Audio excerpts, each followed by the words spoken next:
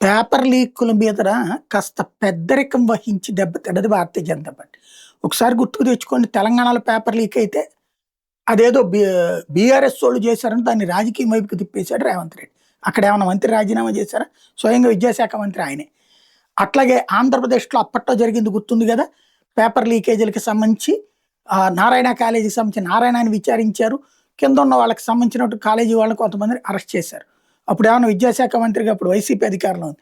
సురేష్ రాజీనామా ఏమన్నా చేశారా? లేకపోతే అసలు అప్పుడు కేసుని ఏమన్నా పట్టించుకున్నారా? ఏమన్నా ఆ స్థాయి రాజకీయం అయిందా? ఇప్పుడు కర్ణాటకలో ఉంది ఎస్ఎస్ఎల్సీ పేపర్ లీకేజ్ రచ్చ రచ్చ నడుస్తోంది. ఆ మంత్రి ఎవరైతే ఇప్పుడు అక్కడ ఉన్నటువంటి మంత్రిని అడిగితే ఖర్గే వాళ్ళ అబ్బాయి అక్కడ దానికి ఇక్కడ కూడా చేయమనండి, ఒక 20 రోజుల పాటు ఆందోళన చేయమనండి, ఆ పైన లాఠీ చార్జ్ జరిగాక అప్పుడు రాజీనామా చేస్తాను చెప్తాను. అంత కొవ్వు అంత బలుపుతో మాట్లాడుతున్నాడు ఆయన. అట్లాగే తాజాగా ఏదైతే ఈ జార్ఖండ్లో జరిగినటువంటి జేపీఎస్సికి సంబంధించి అడిగితే అక్కడ ఉన్నటువంటి ఇర్ఫాన్ అన్సారీ మొన్నటిదాకా నీట్ ప్రొటెస్ట్కి మద్దతు ప్రకటించాడు ఈయనే.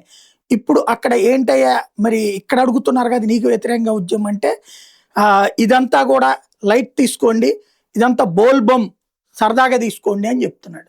అంటే వీళ్ళ దగ్గరకు వచ్చేవాడికి ఒక రకం, అదే బీజేపీ దగ్గరకు వచ్చేవాడికి ఇంకొక రకం ఉంటుంది.